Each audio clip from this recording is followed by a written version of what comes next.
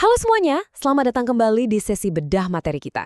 Nah, jujur aja, hari ini saya antusias banget karena kita bakal ngebongkar sebuah dunia yang penuh sama keajaiban, emosi, dan pastinya kerja keras yang luar biasa. Pernah nggak sih Anda duduk di kursi penonton, terus lampu perlahan meredup, dan tiba-tiba aja Anda ngerasa kayak ditarik masuk ke dunia yang sama sekali berbeda? Menarik banget kan? Hari ini kita bakal membedah anatomi dari teater. Kita nggak cuma ngelihat apa yang ada di permukaan panggung aja, tapi kita bakal masuk bener-bener ke balik layar buat mahamin gimana sih sebuah teks di atas kertas bisa berubah jadi pengalaman emosional yang susah banget dilupain. Yuk kita bongkar rahasia panggung ini sama-sama. Sekarang pertanyaannya, apakah teater itu cuma sekadar orang akting di atas panggung? Kalau Anda mikirnya gitu, wajar sih. Hampir semua orang pasti jawab, ya iyalah. Tapi tahukah Anda, akting itu sebenarnya cuma ujung dari gunung es. Di balik seorang aktor yang lagi nangis terseduh-seduh atau ketawa lepas di bawah sorotan lampu, itu ada mesin raksasa tak terlihat yang lagi bekerja keras. Ada fondasi ceritanya, ada tata artistiknya, struktur psikologis, dan pastinya proses latihan yang bisa makan waktu berbulan-bulan. Nah, di bedah materi kali ini, kita bakal mengungkap semua roda gigi rahasia yang bikin mesin teater ini bisa berputar dengan begitu sempurna. Oke, biar nggak bingung, kita punya semacam peta jalan untuk hari ini. Agenda kita terbagi jadi 4 pilar utama. Pertama, kita bahas unsur intinya. Kedua, unsur artistik. Ketiga, struktur dramatik. Dan yang terakhir, proses kreasi. Sip, langsung aja kita masuk ke bagian yang pertama, yaitu unsur inti. Ini ibarat fondasi utama dari sebuah pertunjukan. Gini, sebelum kita bisa nambahin lampu warna-warni yang indah, atau kostum yang megah, atau efek suara yang bikin merinding, kita butuh bahan mentah dulu. Kita butuh fondasi yang super solid. Tanpa unsur-unsur inti ini, keajaiban panggung itu mustahil terjadi. Nah, unsur inti yang pertama itu adalah naskah. Jangan salah loh, naskah ini bukan cuma tumpukan kertas yang isinya orang ngobrol. Naskah itu jiwanya pertunjukan. Dia ini semacam peta jalan yang nyediain premis. Ngasih tahu kita apa yang terjadi, di mana, dan kapan. Naskah juga jadi panduan karakter yang ngasih tahu sifat dan motivasi tokohnya.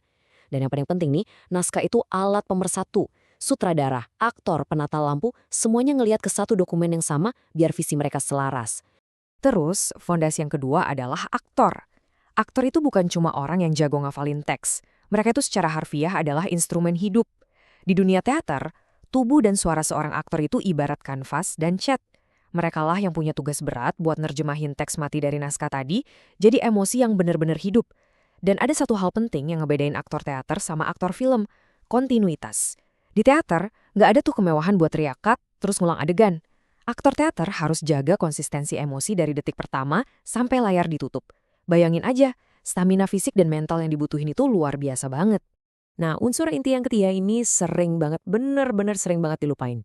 Penonton. Iya, Anda.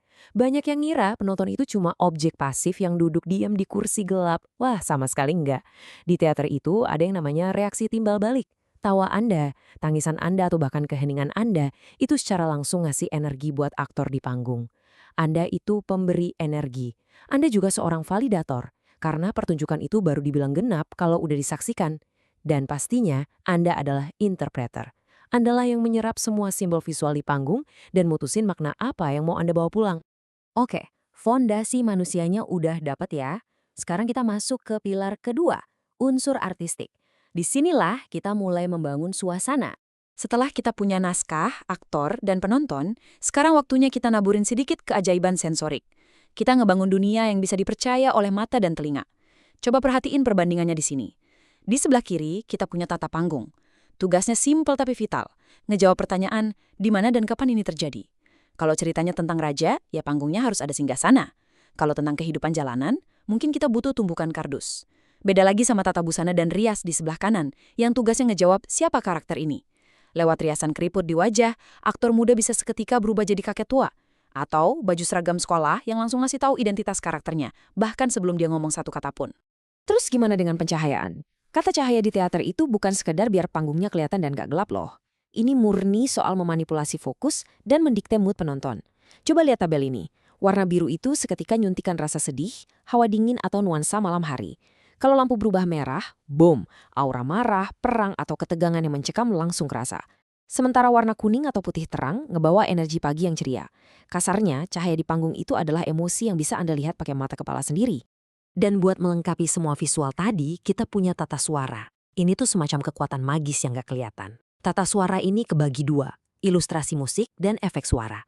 Bayangin ada adegan hening, terus perlahan masuk alunan musik sedih pas tokohnya lagi kehilangan seseorang.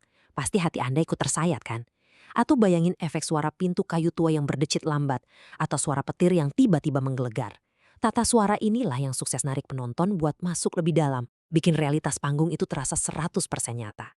Lanjut ke bagian ketiga, struktur dramatik. Ini bisa dibilang sebagai mesin penggerak emosi kita. Coba kita bedah gimana sih emosi penonton itu sengaja diatur biar ceritanya mengalir logis. Kita pakai contoh simpel aja. Di menit kelima, kita ada di tahap eksposisi atau pengenalan. Misalnya, ada siswa rajin yang lagi anteng belajar di kelas. Sepi, tenang. Terus di menit ke-15, masuklah tahap rise in action. Ada sekelompok anak nakal datang dan nyita buku si anak rajin. Nah, ketegangan mulai naik kan? Ini terus memanas sampai akhirnya meledak di menit ke-30, yaitu klimaks. Terjadi adu argumen yang benar-benar hebat.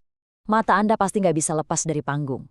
Setelah emosi memuncak, tensi harus diturunin lewat falling action di menit ke-40, contohnya pas tiba-tiba guru masuk buat melerai. Sampai akhirnya di menit 45 kita dapat resolusi. Entah anak nakalnya minta maaf, atau mungkin dikasih sanksi. Struktur mesin emosi ini bikin perasaan kita dimainkan naik turun di momen yang pas banget. Nah, sekarang kita sampai di pilar terakhir, bagian keempat, proses kreasi. Disinilah momen kita merangkai semua kepingan tadi jadi satu kesatuan. Sekarang mari kita tarik tirai panggungnya lebar-lebar ke belakang. Proses ini jujur aja benar-benar nguras keringat. Ada 3 langkah utama buat ngerangkai keajaiban panggung ini. Langkah pertama itu bedah dan analisis. Di sini sutradara sama aktor duduk bareng, baca naskah berulang kali buat nyari ruh ceritanya. Mereka meresapi emosi tanpa bergerak dulu. Kalau udah mantep, baru masuk langkah kedua, eksplorasi. Nah, di sini aktor mulai berdiri dan bergerak di panggung. Dan yang terakhir, langkah ketiga adalah sinkronisasi. Ini tahap paling bikin pusing, karena kita harus ngegabungin akting manusia sama urusan teknis. Kayak lampu, musik, dan perpindahan set panggung pas lagi gladi basi. Jadi, hal yang paling krusial itu justru banyak terjadi di tahap eksplorasi tadi. Di teater kita kenal istilah blocking. Ini tuh ibarat manajemen lalu lintas panggung. Sutradara ngatur posisi aktor biar nggak saling nutupin dan kelihatannya estetik. Terus ada pembangunan karakter, di mana aktor mulai nyari gimana sih cara jalannya tokoh ini, kebiasaannya apa. Dan ada satu istilah menarik nih, namanya bisnis. Bisnis ini adalah gerakan-gerakan kecil yang natural. Contohnya ngobrol sambil ngelipat baju atau sambil nyeruput kopi. Gestur sepele ini justru kunci biar aktingnya nggak kaku, bikin karakternya terasa kayak manusia sungguhan. Pada akhirnya nih, biar pertunjukannya nggak cuma menarik tapi juga nyaman ditonton, ada 2 kunci utama. Pertama, kejelasan atau clarity. Sebagus apapun aktingnya, kalau suaranya pelan dan artikulasinya nggak jelas sampai ke kursi paling belakang, penonton bakal capek. Panggung juga nggak boleh dibiarkan terlalu gelap tanpa alasan. Tapi, teknis yang jelas aja nggak cukup loh. Kunci kedua adalah koneksi. Harus ada chemistry yang tulus antar aktor. Mereka nggak bisa cuma nunggu giliran buat nyembur hafalan dialog. Mereka harus benar-benar saling dengerin dan ngerespon satu sama lain. Kalau perpaduan teknis yang jelas dan emosi yang murni ini berhasil digabung, wah, itu bakal jadi pertunjukan kelas 1. Sebagai penutup, ada satu kutipan yang pengen banget saya sampaikan buat Anda renungkan. Tanpa mata penonton, sebuah adegan hanyalah simulasi. Teater itu benar-benar seni yang hidup dan dia butuh kehadiran manusia. Naskah yang tebal, aktor yang berbakat, set panggung yang megah, itu semua hanyalah persiapan yang nungguin kedatangan Anda di kursi penonton. Jadi, lain kali kalau Anda nonton pertunjukan teater, ingat ya, Anda itu bukan sekedar pengamat pasif. Anda adalah komponen pamungkas yang bikin semua keajaiban itu jadi nyata. Kira-kira makna apa ya yang bakal Anda bawa pulang dari kursi teater Anda berikutnya? Terima kasih banyak udah gabung di sesi bedah materi kali ini. Semoga ini bikin Anda makin penasaran dan ngelihat panggung teater yang dengan cara yang sama sekali baru. Sampai jumpa!